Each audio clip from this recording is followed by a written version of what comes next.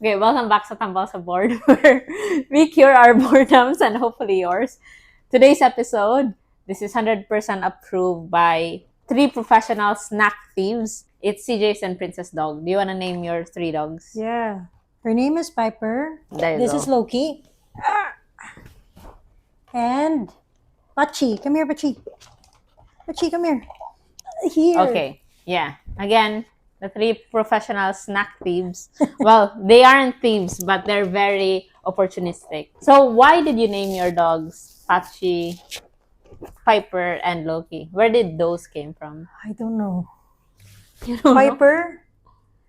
I don't know. Internet? Yeah. Piper Plane. See? You don't know? Yeah. I named her Piper. It's because of, That vision. the aviation. One of the model of the plane is called Piper.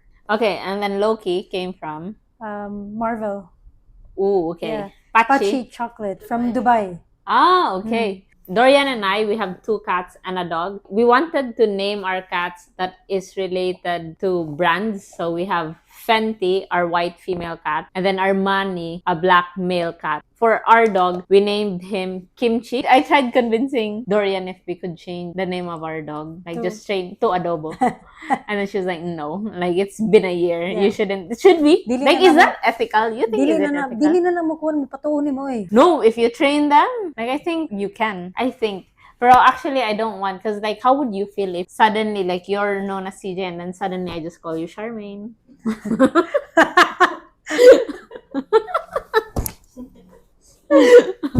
Ayan, Charmaine! Stop. Among your 3 dogs, who's your favorite child? I think we all have one. Like, with Princess, who's your favorite? Piper. Why Piper? Oh, Piper. The only girl. And the only girl as well. And you, CJ? It's Loki. Loki's my favorite. Sorry, Pachi. Oh, Pachi! No, I love Loki. He is my favorite because it doesn't mean that I don't, I love the other 2 dogs any less, but it's because it's the most misunderstood dog. As you can see, he has this strong feature and kanang scary siya og naong ba. When people kanang ganing muari sa mga hadlok silang Loki. Tungkol sa inyo, no? Mm. Kabo ka mo na biya sila nga sometimes like pet owners resemble their pets feature-wise. Aso mong tulo man. Mo pinakakulot sila. Uy, pero siya gid pinakabuotan. Yeah, I know. Oh. When like the first time I came to visit you guys, like Loki was the friendliest na dog. But for me, my favorite is Fenty, our cat, because she likes to cuddle and she's calm. Before getting these 3 dogs, well, now that you have them, what is the, wait, I think, Pachi. Understand now? see why nobody chose Pachi. Oh, kaloy.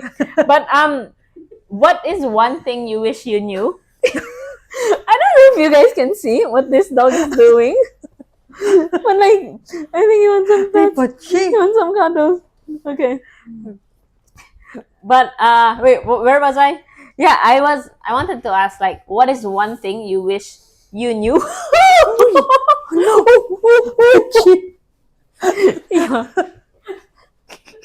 Bro, this dog, you know what? I'll choose you. If Uy, Pachi, nobody uy. chose you, I would choose you. Come on.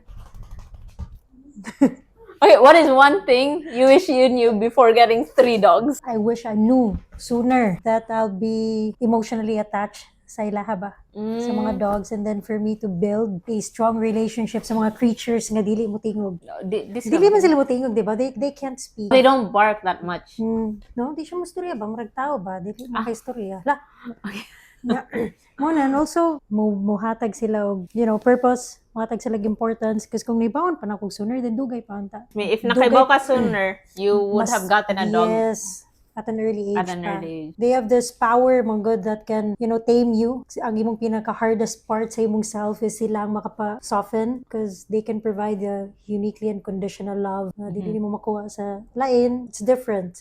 It's constant. So with me, I think one thing that I wish I knew before we got the 3 little furry friends is that pet hair isn't just hair. It's a lifestyle. It's condiments as well. I don't know why. We would kanang bago nga luto nga food, fresh meal, for some reason there's hair on it. Like we've accepted that na mukaon ganimi nagibuhok sa amuang meals. Aside from that, it's a fashion statement as well. All of our clothes, there's like hair everywhere. But let's jump into confessions, and I think you have a few. Is my dog heartbroken by my breakup? So the story is about my ex and my dog were very close. After we broke up, every morning he would run to the room and my ex used as an office. Now he worked remotely and used to be home with him all the time. Now my dog is alone until the walker comes. I leave the TV on for noise. He doesn't even play with toys, but I got all these weird interactive toys like where you hide kibble and they have to flip a lid or spin a wheel to get the kibble out. I would just fill it and run away, sometimes in tears. I remember telling my therapist I've stopped crying over the breakup. Now I'm just crying because I have to leave my dog alone during the workday. Oh.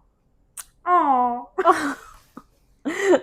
And what do you think? Like, do you think the dog is heartbroken? Of course. Like, ouchie kayo siya.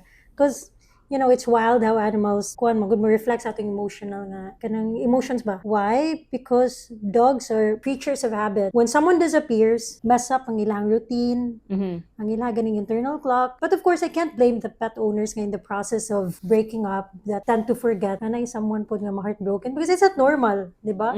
Eh, dili man na nato sila maunahunaan. So I agree that dog forms a strong attachment to a person and a routine. But I think, yes, because the dog had stopped playing with his toys, it is a sign of sad and he is grieving as well. But I don't think the dog is heartbroken the same way as the owner, because dogs can't mourn abstract concepts such as like heartbreak. So if they are mourning something, it's not because of the relationship, it's because of the person that they were attached to, you know, the guy or like the ex, he was part of that routine. But I think in time, if the owner just offers a new routine, new stability, then he will be fine. So, I don't know. Because, para na ako, may mga aerobe ang muhilak. Yeah, muhilak at that time. That's why I'm saying, given the time and then new routine, like establishing new routine, I think the dog will be able to be okay. And again, when they're heartbroken, it's not the same experience as when a human is going through a breakup. The dog is mourning, but it's not the same thing as what the human is experiencing.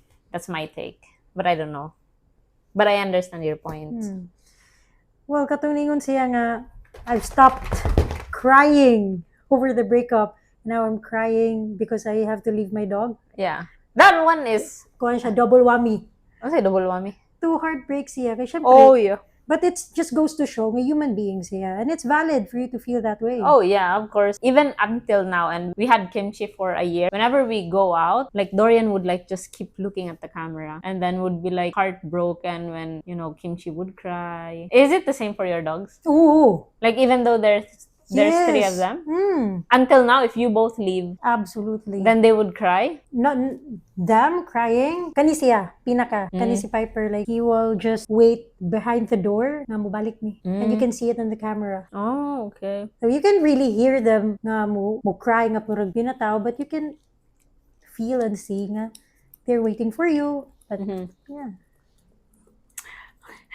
She wants to lick my face, but nobody can lick this area of my body. Only Dorian. Bubuang. Okay, you have another confession, right? Okay. Second, is my cat a prisoner? I've had 18 cats in my life. My childhood cats in Ohio ran wild outside, but my two New York apartment cats, Hermes and Olivia, only know indoor life. They stare longingly at birds through windows and tense up when the door opens like they'd sprint for freedom if they could. I give them safety, but sometimes I wonder, is safety enough? Or would they trade this cozy apartment for freedom? I don't know. Maybe a part of me feels guilty. Maybe a part of them still dreams of running. Aww. It's freedom over safety. You know, funny enough, that was a conversation that I had with Dorian just this morning. So what happens is, every time Dorian would take Kimchi for a walk, the two cats are already waiting by the door. So the moment Dorian would open the door, they're trying to sprint Escape. and get out. Yeah, escape, basically. And so this morning, well, it was nighttime for her. Armani left the apartment when they went out for a walk, and he has been out for 4 hours. And every time Dorian would try to call out his name or like go to see where he is, because we have an air tag, so she knows exactly where Armani is, he would try to run away. And it's like 12 midnight or 1 in the morning already. So morning for me, well, noon for me, and then it was morning for her. And she was like mad pissed, and she was like, babe, it's 1 in the morning. Armani's still outside. Should I just let him sleep outside? Like, I'm tired. And I was like, maybe you should, because he wants to be outside, like him, that's for him being free. Yeah. But at the same time, I feel guilty as well, because, you know, outside is not a safe place for cats. Especially in Montreal, there's like coyotes. I think, is it a coyote? One time when I was walking Kimchi at a park, there was a dead rabbit, fresh. The head was cleanly cut off. So there's something in our neighborhood that's hunting down rabbits. So sure, you can let Armani stay outside. I know it's dangerous, but at the same time, maybe he feels like he wants to be free. So there's that guilt inside of me. And then Dorian said, no, you know, cats domesticated themselves. They weren't trained. They decided that, you know what, I'm tired of hunting for food, X, Y, and Z. Let me just start chilling at a house and be cute and let people start. Feed. Yeah, exactly. So they really domesticated themselves. So in regards to the question, is my cat a prisoner? I don't think so. I think them wanting to go outside is out of curiosity. Oh, pero kuan lang, like siya ba as a person nganong nakaunahuna gid siya na ba? Oh, kaluyan ni kung duha ka cats mo ganahan man sila mo mulakaw mo escape. Mura siya burn reflect gani sa choices humans make too. It's a projection of human so- experience to an Yes. animal. We need to remind ourselves that we are experiencing things differently than animals. But outdoor cats mas dangerous ba na sila og no? Mas Their lifespan is dangerous. shorter. I mean, and I have a confession, like a pet owner confession as well, that I want to share. Come here. Okay, so people think I'm an angel because I have a 3-legged dog. But sometimes I wonder, would she be better off dead? You're an angel. I feel like a fraud because in getting a 3-legged dog, I definitely wanted to be perceived as a good person. And it worked. People look at me like I'm Mother Teresa, and I sometimes feel like Mother Teresa for a second, only to realize what I've done, which is to hide the fact that I'm actually not a good person. I fear she's stressed by city life. Sometimes she gets really scared of people. I think she thinks they're moving toward her in a threatening way. I feel this tension around dog ownership, which I'm constantly reminded of because of the leg. I wonder if it would be more painless to let dogs die. We think it's such a good thing to rescue them, but I fear their lives are worse. I have this recurring fear that if my dog could speak, she'd be like, help, I'm in pain, or let me die. There's a lot to unpack there. Kuan siya, kanang it's not an easy story kay grabe projection ang owner ana. Imagine, murag ang amount of self-love is not at the optimal level. Because imagine, murag na siya sa kanaganing sa weight, sa nindot or good ang tanaw sa mga tao niya, but it's not actually what she or he feels inside. I understand what you're trying to say, but at the same time, her intention of getting a 3-legged dog was to be perceived as someone who's good, which to me is a problem because it's very similar to the type of person that I would not be hanging around. It's the type of people who would be kind to you expecting something in return. Yeah, pero maulagi. Ang kung pasabot is, imagine, mura na siya nagpretend. It's because kibaw siya mismo saying self-gunning. It's not what she or he is really in the inside. That alone is not a valid reason to rescue like a disabled dog. But at the same time, because she's so hyper aware as well that Yeah, mao gani. like hyper aware gani siya na Weird. I did this to be perceived in this way, but I feel bad as well. So her being self-aware is me kind of thinking na okay, maybe she does care, but in a very weird and messy way. You know what I mean? So that's one. And then ang second point is I think she's still projecting in a human level na existential dread of like, oh, okay, this dog has 3 legs. Maybe it's better for him or her to die. Similar to the first story, I think we are projecting our human experience and thinking maybe this is true at a dog experience as well, which is not. Ang bigger question is rescuing disabled animal a good thing, or is it a way for us to like prolong their suffering? It boils down kung unsa ang imong intention. Is it a good thing or a bad thing?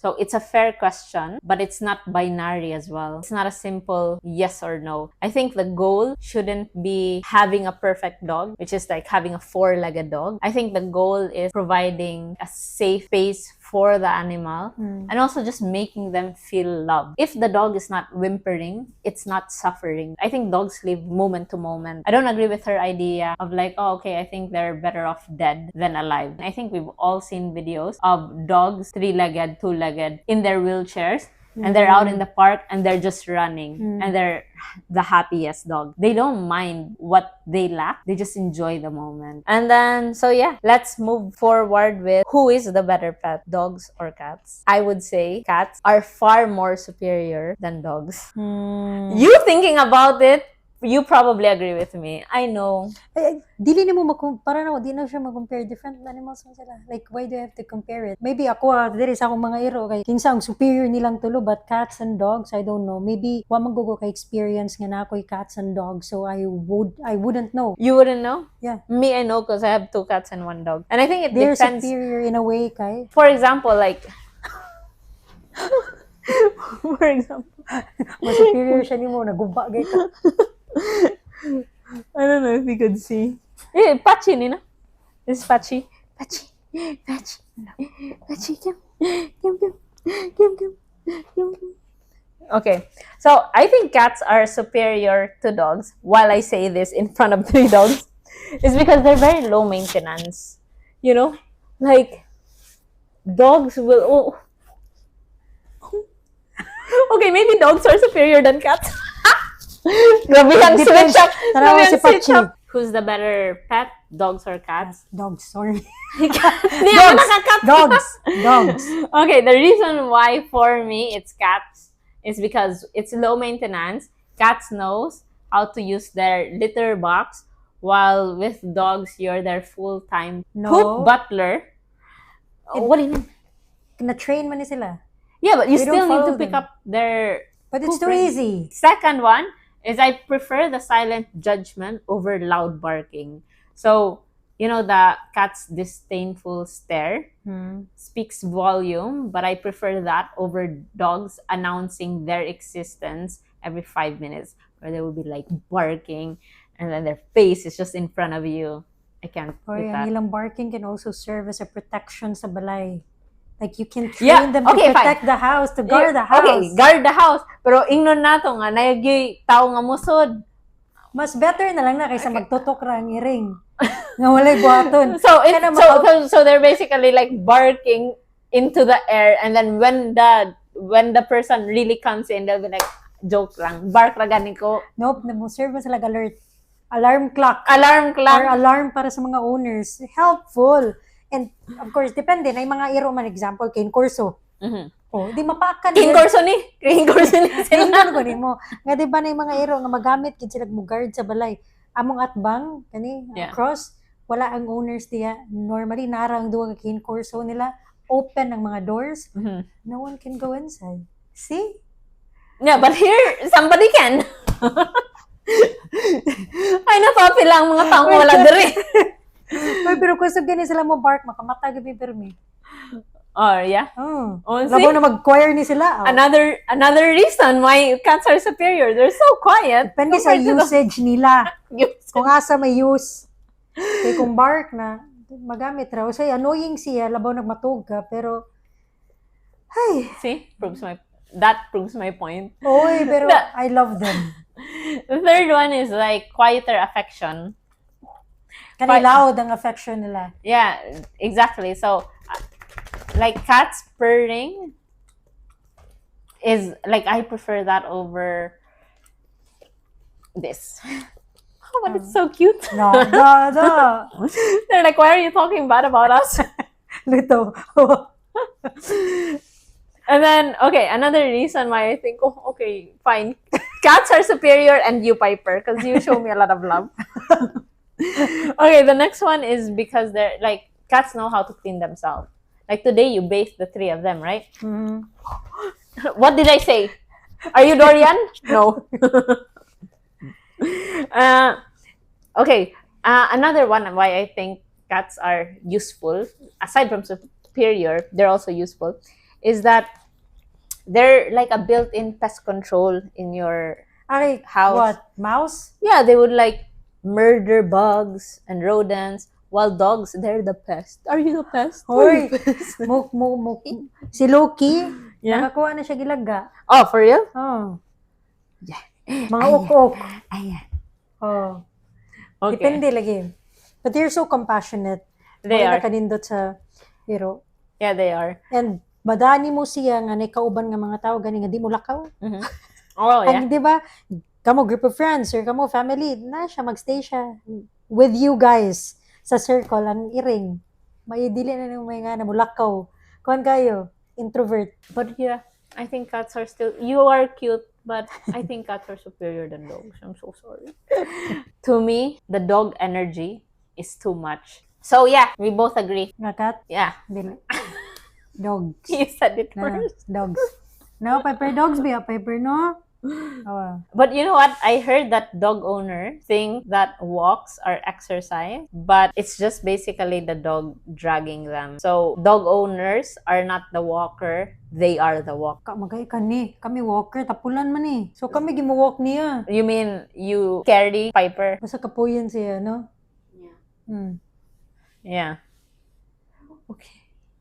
Magdepende gid siya. Na sila lahi nga treat. Ay, buing ka.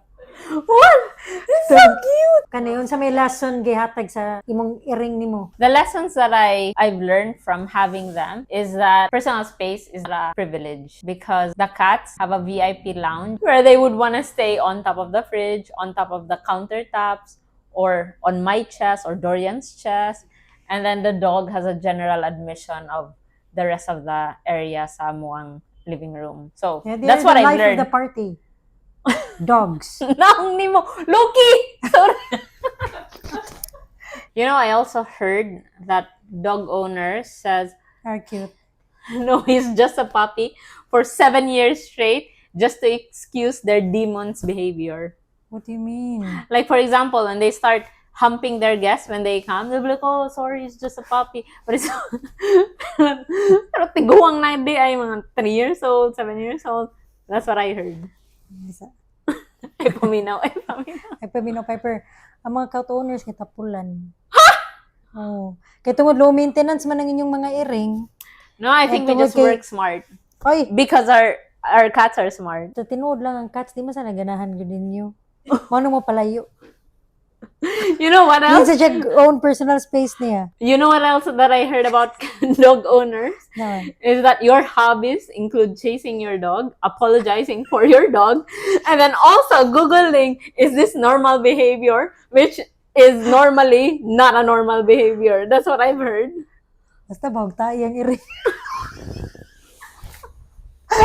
Bisagon sa imo sulti, bawag tayo mong iring. But there are things that we can put in the litter, so when they shit, like it just covers up the smell. Baho gid siya, baho gid siya og tayo gid. Ngano ka ba man ka? Kaya naman sila iring. Nya bisag asa lang gid malibang. But they bury their shit. Wala. They bury their poop. Dili. Well, they're outside cats. Outside cats. Indoor. Maybe they're not trained. See? You have to train them to murag dogs. No, but I didn't train them to use the cat litter. And then you know what else what I heard about dogs? That you guys are desperate for validation. Oy, dili. So, You'll be like, oh my god, let me clean your poop so you could love me. That's what I've heard. wala man, masalay pake.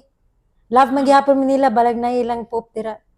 No, but you are desperate for their love. Dili, lagi. Love gihapon mo nila, balag dili na naman sila. Yeah, but you need to be validated. Like, aside from them giving you love, you want to, kind of clinging a girlfriend. Oh, do you love me? Even though that your partner just said, I love you. And you'll be like, oh, are you sure you love me? No, ni mo low-key. Kamo jud gi pretentious kayo nga dili mo ganahan og validation and love. Kuwang mo gingana, Kuwang migla. kuwang mo. Kami nga nag-overflow tugod sa dogs. You know what? We can settle this by rock, paper, scissors. Who's the better pet owner? Is it dog or Dog. cats? Dog. Okay. Okay, Piper. Rock. Gi. Sige. You know what? You won. Ba't nindot kayong dogs? Uy, makahatag yun sila og kuan nimo. Oh, Comfort. Dogs and cats gives you comfort, and I'm just lucky that I have both. But I am a cat lover, and Dorian is mas mo piliun niya ang dog kaysa sa cat. But if you have a title, like if your pets or your dogs have a reality show, what do you think the title would be? Piper Loki Pachi. It's very creative. I love it. Hanggang ko kinsay mangutanag mangingana nowadays. Kapunyag mga pangtana eh. From what they do, like daily, like don't they do something na you'd be like, oh my god, this would be a good reality show, and other dogs or pets would watch them. Forever. Treats forever. Because they snack thieves would be a good title. Oh, and then the cycle of life. Routine rigid kayo sa tanan, balik-balik. you know mine, because Kimchi is desperate for Armani's validation. Like he would really try to play with Armani, but Armani just don't, similar to me, we don't like the dog energy, so he would just run and then go to his safe space. And then aside from Kimchi running after Armani, like if he knows that Dorian and I are not looking or we're looking away, he would try to hump Fenty. Mo na enjoyment, mo ilingaw sa mga ero. Kaya sa cat, Humping the cat, humping the guest. Lingaw. Uy, pero cute kayo na. Wala pa may software na reklamo po ba? So now I'm discovering that dog owners are also a bit perverted. I'm just discovering that in this conversation. Dili. Basta, uy! But Gano ka? Ayun nga na ang mga ero, ha? But this I would say, like, you know, if my pets have their own reality show, the title would be Kimchi's Unrequited Love. Just because, you know, he's chasing after Armani, humping Fenty. Okay. See, that's dog. Love me. Not only, he doesn't only want to receive love from humans, but also to our cats. Another reason why cats are superior. Di lagi. Ero lagi yapon. Okay, I have another question. So, what is your most expensive na medical care na imong nagasto for your pets? Maybe it was 2 Ganun. years ago, si Piper, sickly man guni siya, I don't know. Dali kay siya magkasakit, nagkani siya rashes sa iyang skin. So, nakuan siya, dito may IT park, ako siyang nabuhian, ako siya. So, nagtakiang siya. So, pag ato naman sa vet, so, syempre, kay, mura mo siyang nagagayagay. Saan mo siyang gipa-check dito, kay tingalig na piang or something, lahi may nakita ang dengue. Ay, 10,000. Pesos? Oh. Ang blood works. Mm-hmm. Niya. Expensive. For how many, for maybe an hour Mm-hmm. lang? Wow to. Wala pa nilabot sa mga medication niya. Expensive. It is expensive. Imo. Mine was, well, I wasn't there when it happened. So, si Armani, you know how cats loves to climb? So, he tried jumping over to a shelf and then fell. And he fell on the printer and then fell again. And then ang printer nahulog niya sa iyang tail. Na-print siya. Wala, nakat iyahang tail. So, there was like blood. And it was like 1 a.m. Like, there was like blood everywhere. So, Dorian woke up, or I'm not sure if she was sleeping, not the point. But she heard the noise, went to see and check what was happening, saw the blood, and was like, okay, kinsa ang na-aksidente. It was Armani. And so, at 1 in the morning, she drove to the vet and then paid around 800 Canadian. So, that's 32,000 pesos for a stitch. Naku, mahal. Mahal kayo. Kaya na mo sa Canada. Mahal. Yeah. Kung diri, pahilot ra to. Mahilot. Pahilot ra na. Naidang witch doctor diri. Yeah, pero mga mong pinakamahal na kanang Mahal eh. na happen sa Ang like uban, medical care. ang uban for pasagdan lang yung tao, no? Lagi. Ang uban diha kay iya lang ipahilot. Kung natagakan og printer. Yung ako rin kayo magpahilot. Basta sila ma-vet lang. Ako yung mo to witch doctor ko, malis ako, masprayin ko ba? Sila vet. Social. Well taken care of. Padap ko, be. Woof, woof. Ganan nga, may rugor, mairing. Sapa niya, ay, dilira ko na mo tagdon, kaya nag-iring. Yeah, that's true. So, if you become a pet, like, what kind of pet or animal would you want to be? Panda. Yeah, you are useless. You're already living a life of Very cute sila. And, I just find them very cute. Naghanagin ako mga search sa TikTok, panda. So, you want to be a panda and become a pet of someone? Kay ba mo kung nga walay mo kuha na ako, well taken care of ko, pakanon lang ko. You want to be... Karang kay ba mo kay, di ba extinct naman sila? You want to be in one of those kanang zoo sa Japan nga. Mag-chill lang dito niya, narimon. Basta panda. Ako, if mahimo ko nga animal and maging pet ko of someone, I want to be a bird. And then... Common magod siya mong panda. Kaya kung mo yung bird, ka-common. Bitter lagi ka. So, panda. No, but like, the reason why I want to be a bird and hopefully the owner would train me kanang mo free fly is because although I'm a pet, I'm still free in that sense na mo free fly ko. So, last one, before we end everything, if you can add another animal sa imong household, unsa man ang imong i-add? Ikaw. Islutot ka. Buwi ka. Hindi mo rin ka masagot. Ganiya. I-adapt ko, babe. Buwi ka. Alin na, andam na yung cage. Dili ko, ako, ang pig. Weird kay kung mga choices. No? Pero ang pig, because they don't get to live peacefully and long diri sa worlds because ang tanaw sa ila sa mga tao is food lang. So at least, makasave kong bisag o sorry, dawa ka pigs. Mo na ang reason nga hindi ka mo itog pork. Haluy ko. You'll be eating ang family member na yun ako kuya. Ay, sa gara-gara diya, ready na ka? Ikaw kung pet. Okay. Kugtong ay. Ikaw. Amo. Nagunaw na ka. Ako ko ni pig. Ano pa? Okay. Buang. Kung ako maan. Ang sawi. Ano kay? Ang sawi. Kung na kay mga pet, dili ko pwede. Hindi na ako pwede. Kung sunod-sunod, rigid ka na ako. No? Ako gana. Okay, ako gana. Gainak na. Ala, tarawar ka. Ang sawi. Anza? Kalmata na rin na pita. Okay. Anza din ang pet mo? Sugar glider. Huh? Sugar glider. Ang sawi. Anza sugar?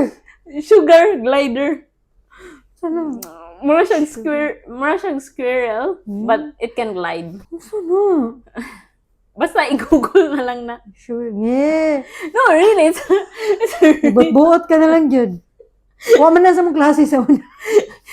I'll show you. Unsay na sa sugar. Naka-mirror. Sige, ako lahiyon na ako. Akong pet.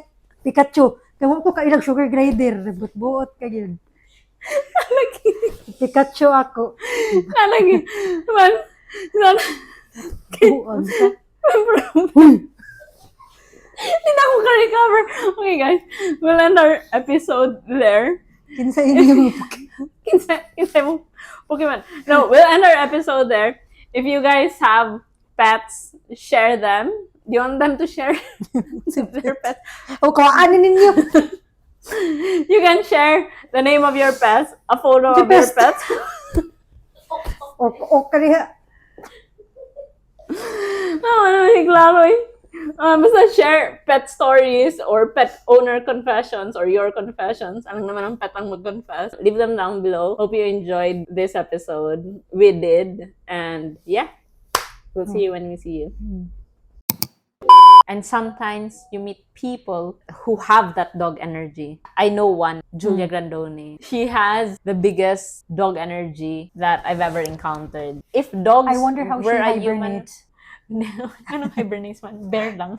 Because what happened is, when I would walk Kimchi around our neighborhood, And then people would come to say hi to our dog. They would ask like, "Oh, what's the name of your dog?" And I would go Kimchi. And guess what is their response after saying that name? Cute. No. They would ask, "Oh, Korean?" And I'm like, Ah. "No, Filipino." So that's why I wish that we named Kimchi adobo instead.